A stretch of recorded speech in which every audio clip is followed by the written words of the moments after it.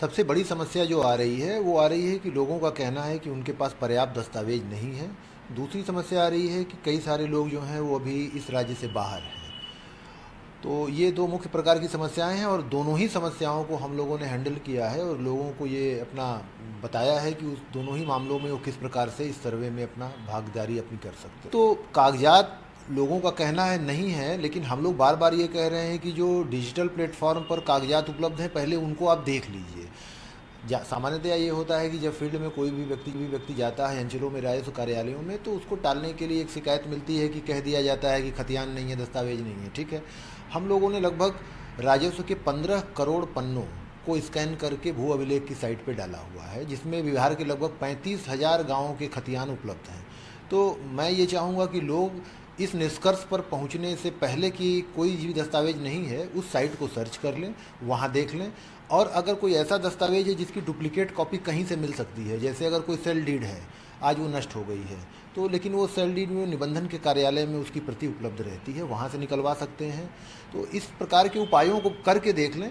उसके बाद भी अगर कोई कागज़ नहीं है, फिर भी वो स्वघोषणा जरूर समर्पित करें। इस प्रक्रिया में शामिल इस तरीके से हो सकते हैं कि इसके लिए डिजिटल प्लेटफॉर्म जो बनाया गया है उसमें वो स्वघोषणा जो समर्पित करने का काम ऑनलाइन अपलोड करके कहीं भी कर सकते हैं, कहीं से भी बैठ के अपलोड कर सकते हैं। दूसरा, आगे की प्रक्रिया में जो भी दस्तावेज सार्वजनिक होंगे, प्रकाशित होंगे, उनको दूर बैठे देख सकते हैं।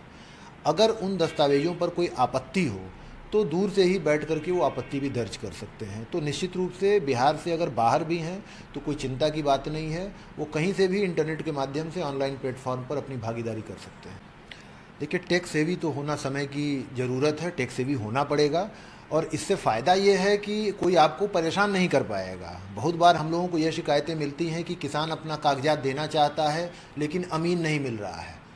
तो इन चीज़ों का उपाय इसी में है कि आप किसी अमीन की चिंता किए बिना, उसको खोजे बिना ऑनलाइन अपलोड करें। अगर अगर आप तकनीकी रूप से बहुत दक्ष नहीं हैं तो वसुधा केंद्र जो हैं गांव-गांव में खुले हुए हैं, उनकी सहायता ले सकते हैं और वहां के माध्यम से आप इस कार्रवाई को करें। यही मैं चाहूँगा, यही अपील करूँ। नहीं, हम लोगों ने किसानों से कहीं अपेक्षा नहीं की है कि वो अपनी ज़मीन का सीमांकन कराएं, लेकिन उनको अपनी ज़मीन के बारे में जानकारी होनी चाहिए कि उनकी ज़मीन कहाँ से कहाँ तक है। अगर ये जानकारी उनको नहीं रहेगी तो निश्चित रूप से आस पड़ोस का अगर कोई व्यक्ति उसका फ़ायदा उठाना चाहेगा तो ये फ़ायदा उठा सकता है। हम लोग कोई इसको मैंडेटरी नहीं किया है हम लोगों ने, लेकिन अगर आप अपनी ज़मीन की जानकारी रखेंगे तो आपके लिए अच्छा ही है। वंशावली को लेकर के कोई भी विवाद नहीं है, लोगों की कुछ परीक्षाएं हैं। तो उन परीक्षाओं के संदर्भ में विभाग ने स्पष्ट कर दिया है कि जो कानून है उस कानून का ही अनुपालन किया जाना संभव हो पाएगा और उसको वायलेट करके कोई भी कार्रवाई करना वर्तमान में संभव नहीं होगा। नहीं, यह कहना मैं सही नहीं मानूंगा कि 90% ज़मीन रजिस्टर 2 में नहीं चढ़ी है, इसलिए क्योंकि हम विभाग जो है एक साल में करीबन 30 से 32 लाख दाखिल खारिज के आवेदन प्राप्त होते हैं। अगर इतनी बड़ी संख्या में ज़मीन उसमें छूटी रहती अगर, तो इतनी बड़ी संख्या में दाखिल खारिज का आवेदन नहीं आता। दाखिल खारिज का आवेदन तभी आता है जब वो ज़मीन रजिस्टर 2 में होती है। हो सकता है कुछ मामलों में वो छूटी हो, तो उसको दर्ज करने का उपाय है। परिमार्जन का पोर्टल शुरू किया है विभाग ने, उसको ऑनलाइन कर सकते हैं। और अगर इसके बाद भी कोई परेशानी है तो विभाग से या जिले में समाहर्ता से इन लोगों से संपर्क करके लोग बताएं, उन परेशानियों का हल निकाला जाएगा। विभाग इस मामले में बिल्कुल क्लियर है कि पूरी प्रणाली लोगों के लिए काम कर रही है। अगर कहीं लोगों को दिक्कत आ रही है तो हम उसको सुनेंगे, समझेंगे, उसका उपाय निकालेंगे। ये होता है अभी काफ़ी, एक जब इतना बड़ा आयोजन शुरू हुआ, इतना बड़ा कार्यक्रम शुरू हुआ है तो निश्चित रूप से पूरे बिहार में एक साथ चल रहा है। तो अधिकारी कर्मचारियों की कमी तो है, लेकिन उसके बावजूद विभाग अपनी पूरी क्षमता के साथ ये प्रयास कर रहा है कि लोगों को कोई परेशानी ना हो। और आने वाले समय में हम लोग कर्मचारियों की और बाकी पदाधिकारियों की संख्या बढ़ाएंगे। सरकार इस पर गंभीरता से विचार करेगी। किसी की ज़मीन उसके हाथ से नहीं निकलेगी अगर विधिक रूप से वो ज़मीन उसके पास है। इसमें सिर्फ वही लोग चिंतित होंगे जिन्होंने किसी कमज़ोर व्यक्ति की ज़मीन कब्जा कर रखी है, कहीं कोई सरकारी ज़मीन कब्जा कर रखी है, उनको चिंता करने की ज़रूरत है। बाकी किसी को भी चिंता करने की ज़रूरत नहीं है। एक सबसे बड़ा तो हम लोगों ने ये सोचा है कि अभी स्वघोषणा समर्पित करने की जो तिथि थी शुरुआत में 30 दिन की, उसको हम लोग अभी 3 महीने करेंगे और कम से कम इसको नवंबर माह तक चलाएंगे, क्योंकि छठ के समय बिहार के बहुत सारे लोग जो हैं वो बाहरी राज्यों से आते हैं। तो निश्चित रूप से छठ पर्व के अगले 15 से 20 दिन का समय निश्चित रूप से दिया जाएगा। इसके अतिरिक्त हम लोग यह कोशिश करेंगे कि जो सुनवाइयों का कार्यक्रम हो जिसमें कि फ़ैसले लिए जाते हैं, उनमें पदाधिकारियों को शामिल किया जाए, न कि केवल कॉन्ट्रैक्ट एम्प्लॉइज़ को। हम लोगों को यह भी सूचना मिली थी, कई लोगों की यह भी डिमांड थी कि जब सुनवाइयाँ होती हैं तो उसका निष्पादन गुणवत्तापूर्वक नहीं होता है। तो विभाग यह भी विचार कर रहा है कि इसमें और भी लोगों को इन्वॉल्व किया जाए।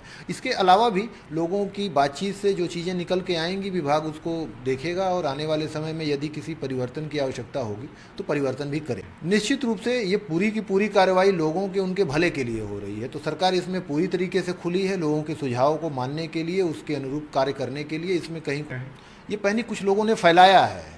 एक बहुत ऐसे लोगों का समूह है जो कि नहीं चाहता है कि ज़मीन संबंधी मामलों का निपटारा हो ताकि वो अपना प्रभाव जमा सकें। तो वो लोग नहीं चाहते हैं। तो हम लोगों की सरकार की निगाह है कि गरीब लोगों को और किसानों को, मजदूरों को किस तरीके से उनकी ज़मीन पर हक मिले, इसके बारे में काम किया जाए। हम लोग वही सोच रहे हैं। पैनिक है, मैं बार बार कह रहा हूँ, किसी भी प्रकार की पैनिक होने की आवश्यकता नहीं है। सर्वे के कार्यक्रम का जो भी समापन होगा वो आज से 1 साल बाद होगा। अभी कोई निर्णय नहीं लिया जा रहा है, अभी जस्ट कागजात इकट्ठे किए जा रहे हैं, फिर उसको देखा जाएगा, परखा जाएगा, आपकी बात सुनी जाएगी, उसका निपटारा होगा, तब जाकर के कोई अंतिम खतियान बनेगा। अभी कुछ अंतिम रूप से नहीं हो रहा है, अभी शुरुआत हुई है, अभी कोई पैनिक की आवश्यकता नहीं है। देखिए, बिचौलियों से बचने का सबसे अच्छा तरीका यही है कि सिस्टम को ऑनलाइन उपलब्ध कराया जाए ताकि लोगों को किसी बिचौलिए से संपर्क करने की ज़रूरत ही न पड़े। जैसे फॉर एग्जांपल कागजातों की प्रति प्राप्त करना। आपको पता होगा, हम लोगों को भी सूचना मिल रही है कि लंबी लंबी लाइनें लग रही हैं, उसी में बीच में कुछ मिडिल मैन हैं जो कह रहे हैं कि हम आपका कागजात निकलवा देते हैं। लोगों से अनावश्यक फॉर्म भराए जा रहे हैं। इन चीज़ों की कोई भी आवश्यकता नहीं है। अधिक से अधिक ऑनलाइन प्लेटफॉर्म का उपयोग करें लोग। अपने खुद से नहीं हो सकता है तो आप वसुधा केंद्रों का उपयोग करें, साइबर कैफ़े का उपयोग करें। बट मिडिल मैन से बचने का अच्छा उपाय यही है कि अधिक से अधिक ऑनलाइन प्लेटफॉर्म पर आकर के इस कार्रवाई को संपन्न करें। यदि कोई आपसे संपर्क करता है, कोई अवांछित मांग करता है, अपने ज़िले में सेटलमेंट अफसर को, डीएम को सूचित करें या यहाँ निदेशालय को, विभाग को सूचित करें। इसमें जीरो टॉलरेंस है। कहीं किसी प्रकार की सूचना आई और पाया गया कि सही शिकायत है, कड़ी से कड़ी कार्रवाई की जाएगी।